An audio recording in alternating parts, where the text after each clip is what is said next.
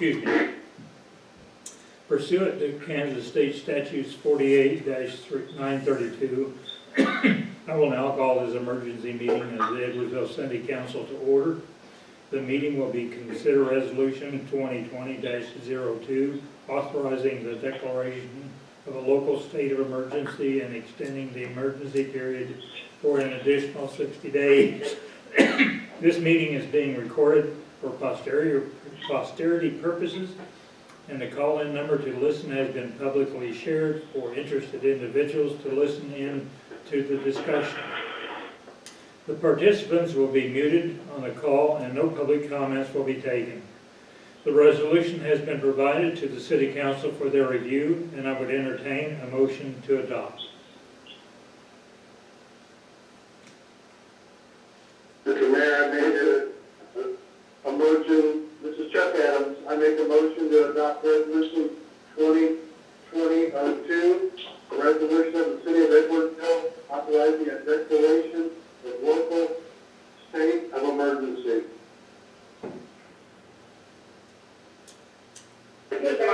Second.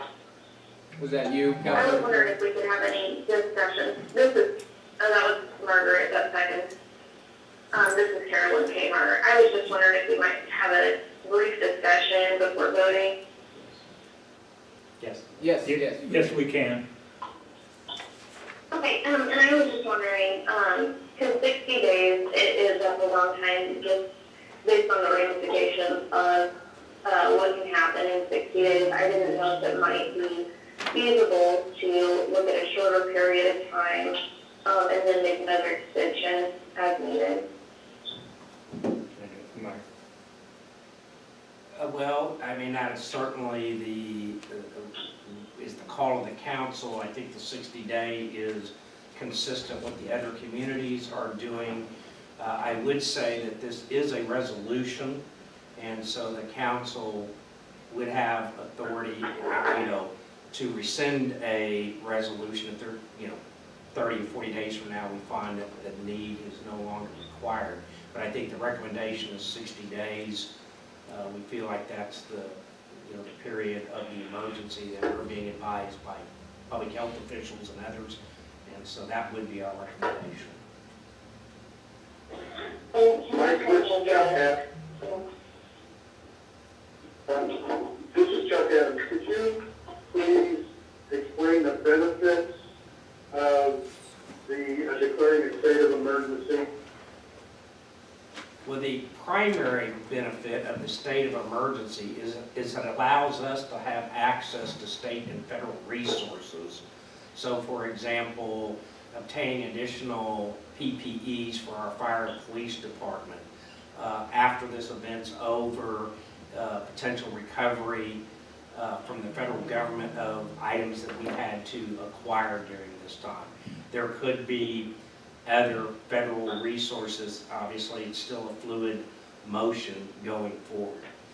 I would add to that and note that the issue about the closure of restaurants and bars and those types of things is not based on our local emergency. The public health official, which is the chief medical officer for Wyandotte County and or the other counties, is the one who makes that order. That order is not made by the 3 mayors in Wyandotte County. It's the chief medical officer that makes that. Our authority relative to law enforcement is we can enforce that order once the chief medical officer. So this local declaration is separate and apart from any issues related to the closures of those types of items. It does give, and there's already other items in our code of ordinances, we give the mayor authority to potentially waive bidding requirements if we need to make an emergency purchase or things of that nature, a closure of a road, anything that might be of a local nature, some of which is already in our code of ordinances. But what it really does is it triggers our emergency operation plan, which is a joint plan with the unified government, which all 3 cities have adopted previously back in 2018.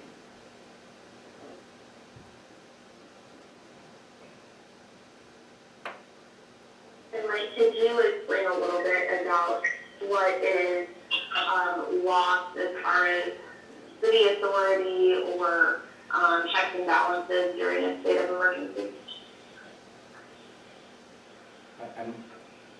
Could you repeat that for me one more time? I'm sorry. Of course. I was just wondering, for a state of emergency, generally, we're also giving up certain powers within the city, and some checks and balances so that it can be overridden. And so I was just wondering if you could explain not just the benefits, but also what you're losing or what you're kind of giving up to ensure in a state of emergency for that period of time. I would say the chief medical officer has any authority over us anyway. Well, I think from the local emergency declaration, again, some of the primary, besides the reimbursement pieces, is if there are local actions that we need to take that might not apply to, say, Bonner or Edgefield, Bonner or Casey Gate. For example, it is likely that we are going to be hosting food distribution for the local school through the school district in the parking lot of the community center. So let's say we need to do a closure of a street. I mean, certainly the police already has that power, but it could be something more local like that. If we had a specific incident, it would give the mayor basically authority to address that. I think, for example, back in '93 when we had floods, if I recall right, the mayor can correct me on this, we had to close Wood End Road because the road was flooding.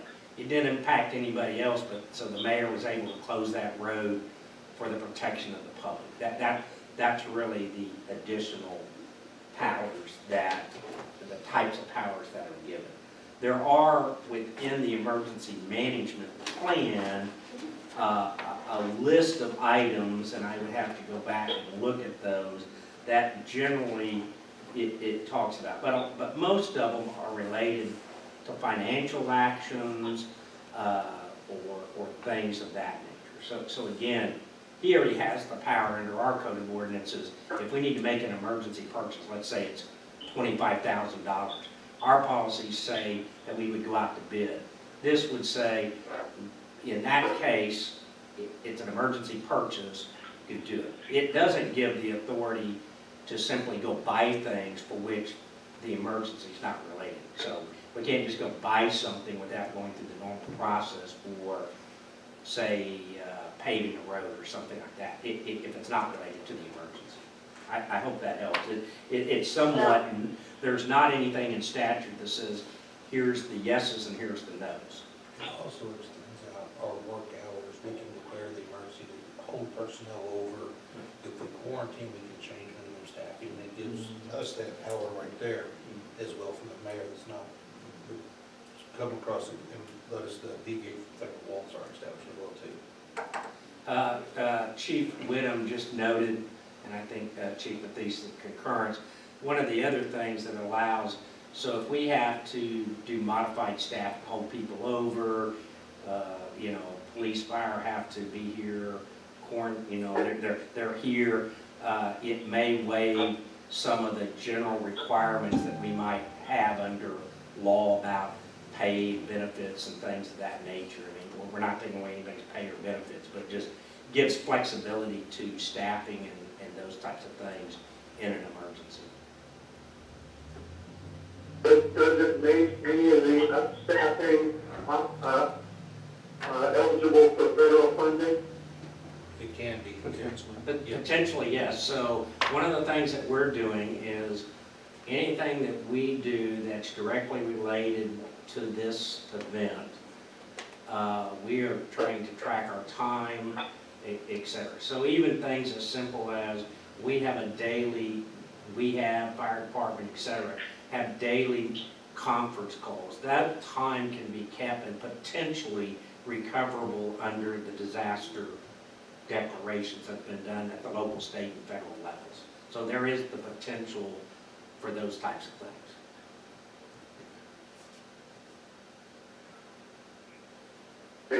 So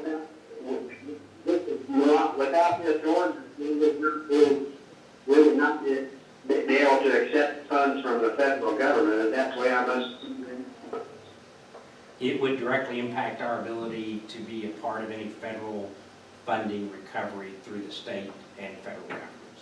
And it would limit our ability to have access potentially to resources that they have stockpiled or stored for such emergencies to be able to be distributed to us.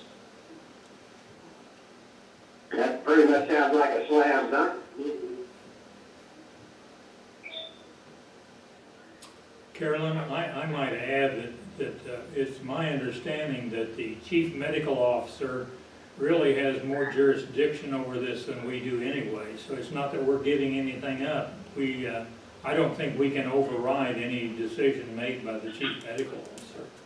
So if you're worried about us losing anything, I don't think there's anything to worry about. Yeah, and that was a concern I talked to Mike about that earlier in the week. So I got some information as far as the closing of businesses and under whose authority that is. And so I was clear on that. I just didn't know. It seems like with our state governor especially making really drastic calls for everyone, I just wanted to make sure that we were keeping it, using wisdom and just making sure we're doing things not drastically or extravagantly, but just with a sound mind and being calm for our community. And so that was my concern, in just 60 days, if that was necessary, or if we could do 30 days and extend it, or if we don't need the whole 60 days, if that matters, if we can just go back to business as usual, if we don't need that long.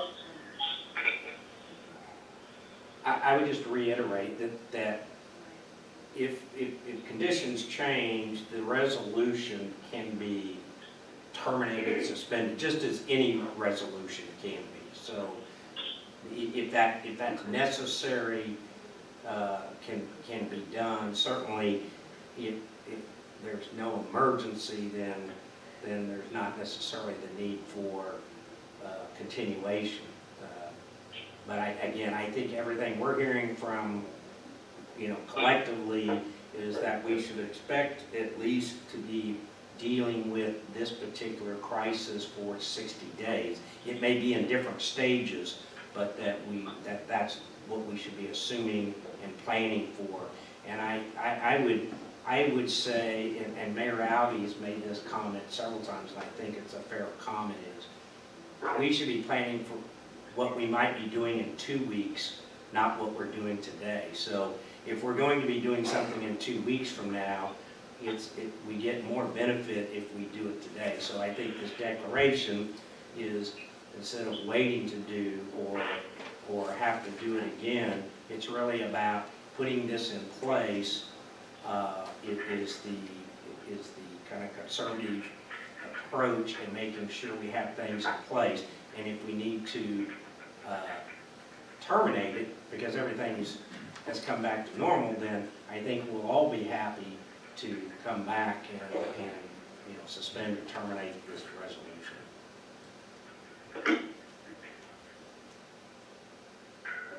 You do have a motion in a second. Okay, we have a motion and a second, I'm sorry. We have a motion and a second. If there are no further questions, we'll ask the clerk to please call roll. Adams, Yes. Cahar, Yes. Malat, Yes. Shriver, Yes. Stites. Yes. I would say that concludes our meeting. Okay. With that vote, we will now conclude this meeting, and we are adjourned.